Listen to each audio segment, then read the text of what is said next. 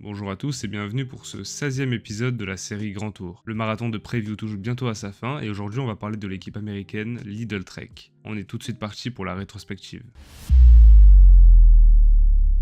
La saison 2024 était la véritable année 1 du projet Lidl Trek. Bien que le sponsor soit arrivé au cours de la saison 2023, la période de transfert qui avait précédé la saison 2024 devait permettre d'envisager un changement de dimension pour l'équipe américaine, même si les trajectoires des différentes recrues n'ont pas été les mêmes. On peut commencer par Jonathan Milan. En rejoignant la Lidl Trek, il affirmait encore un peu plus son nouveau statut de sprinter élite. Avec la présence annoncée de Mats Pedersen sur les routes du Tour de France, sa saison 2024 a été tournée vers le Giro. Avant ça, il a fait partie intégrante du collectif de la Lidl Trek sur les Flandriennes. Il a également été très convaincant sur les routes de Tirreno Adriatico avec 2 victoires d'étape. Sur le Tour d'Italie, il a été d'une très grande régularité avec 3 victoires d'étape, les seules entre guillemets pour la Lidl Trek en 2024 sur les grands tours et 4 deuxièmes places. Cette continuité dans les résultats lui a permis de ramener pour la deuxième année consécutive le maillot cyclamen. Jonathan Milan va très bien terminer l'année avec 5 autres victoires sur le Tour d'Allemagne et le Reny Tour, portant son total en 2024 à 11. Mais avec 12 victoires, le meilleur scoreur de l'équipe Lidl Trek n'est autre que Mats Pedersen. Le Danois a, comme à son habitude, réalisé un très bon début de saison sur les courses par étapes françaises. Sur son premier objectif de la saison, il termine 4ème de Milan-San Remo, son meilleur résultat en carrière sur le premier monument de l'année. Par la suite, Pedersen va jouer les premiers rôles sur les Flandriennes. Il va retrouver le chemin de la victoire sur l'une d'entre elles, Gand-Wevelgem, pour la première fois depuis 2021.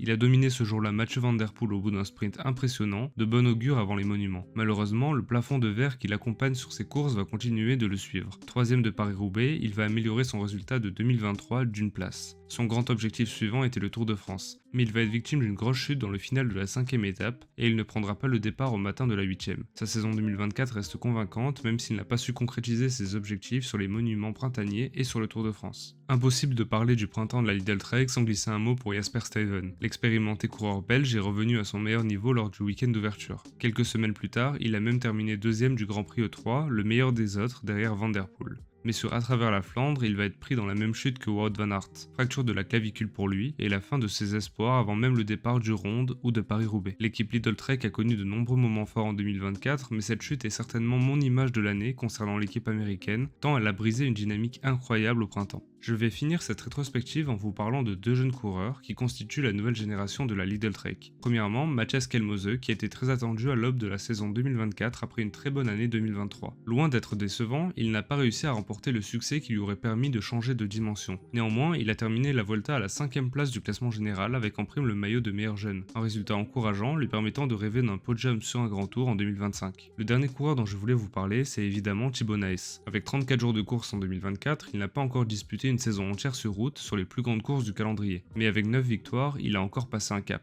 5 d'entre elles ont été obtenues au niveau World Tour, sur le Tour de Romandie, le Tour de Suisse ou le Tour de Pologne où il a survolé la concurrence avec 3 victoires. En parallèle de sa saison sur route, il continue le cyclocross où il excelle. Au mois de novembre 2024, il est devenu champion d'Europe de la discipline et plus récemment, il a également remporté le titre de champion de Belgique. Le marché de l'été a été relativement calme pour la formation Lidl Trek. 3 noms occupent la colonne des départs, ceux de Dario Cataldo et Fabio Felline qui ont pris leur retraite, et celui de Nathael Tesfacion qui a quant à lui pris la direction de la formation Movistar. Du côté des arrivées, la formation américaine enregistre seulement 4 nouveaux coureurs, mais uniquement des renforts de poids. Søren Kragh Andersen premièrement, depuis la formation Alpecin. Le Danois a signé un contrat de 2 ans et tentera de se relancer après une année 2024 en deçà de ses standards. Le deuxième nom, c'est celui de Lennart Kämna. Je vous en ai parlé dans la preview de la formation Red Bull Bora, mais le coureur allemand a connu un grave accident au mois d'avril à l'entraînement et sa saison 2024 a pris fin ce jour-là. En signant pour 3 ans chez Lidl Trek, Kämna espère pouvoir se relancer et retrouver son meilleur niveau qui lui avait permis de remporter des succès sur les 3 grands tours. Et puis, 2 jeunes coureurs rejoignent l'équipe World Tour pour 2025. L'allemand Tim Thorn Teutenberg, depuis l'équipe développement de la Lidl Trek, et le danois Albert Within Philipsen. Il s'agit de 2 grands espoirs. L'allemand a notamment remporté Paris-Roubaix Espoir l'an dernier. Quant à Albert Philipsen, il est quant à lui champion du monde espoir sur route en 2023.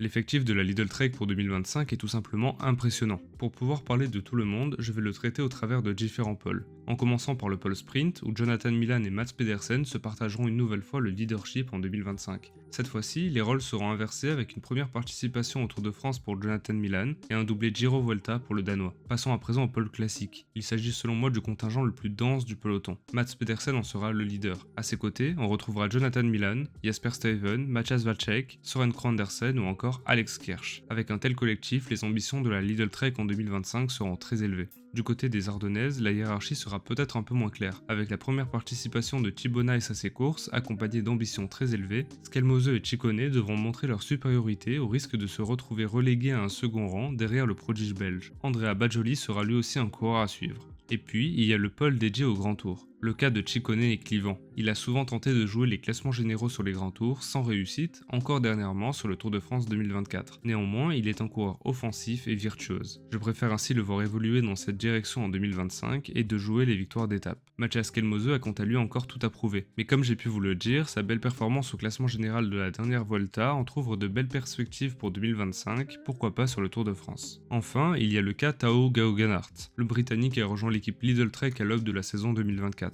Je ne vous en ai pas parlé plus tôt, car sa saison 2024 s'est déroulée dans l'anonymat, dû à des difficultés à retrouver son meilleur niveau depuis sa grosse chute sur le Giro 2023. Sous contrat jusqu'en 2026, il devra se relancer cette saison au risque de perdre l'aura qui entourait son recrutement. Et puis je voulais vous dire un petit mot sur Albert Philipsen. À seulement 18 ans, il prend part actuellement à sa première course au niveau World Tour sur le Tour Down Under. Si vous en avez l'occasion, je vous conseille de suivre ses premiers tours de roue.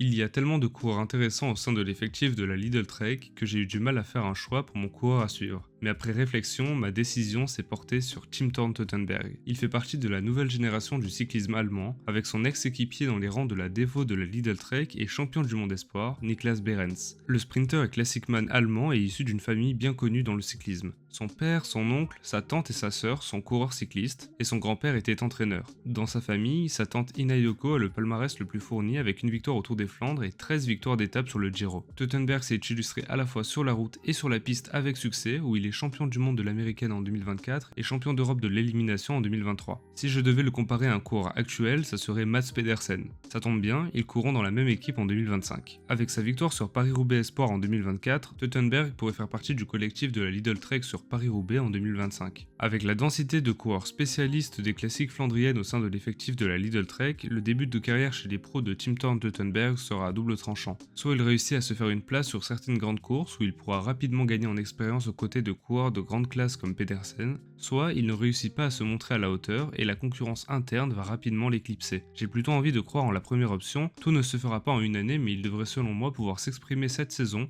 et pourquoi pas trouver l'ouverture sur une course d'un jour.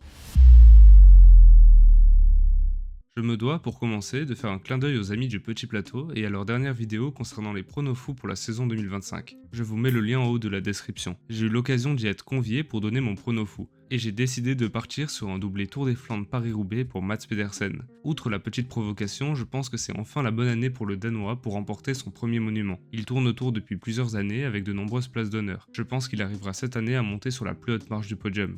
Autre pronostic ambitieux, la victoire de Thibaut Nice au sommet du mur de Huy sur la Flèche Wallonne. Je pense que le jeune Belge a le niveau pour aller remporter une victoire marquante, terminant de le positionner comme l'un des tout meilleurs punchers du monde.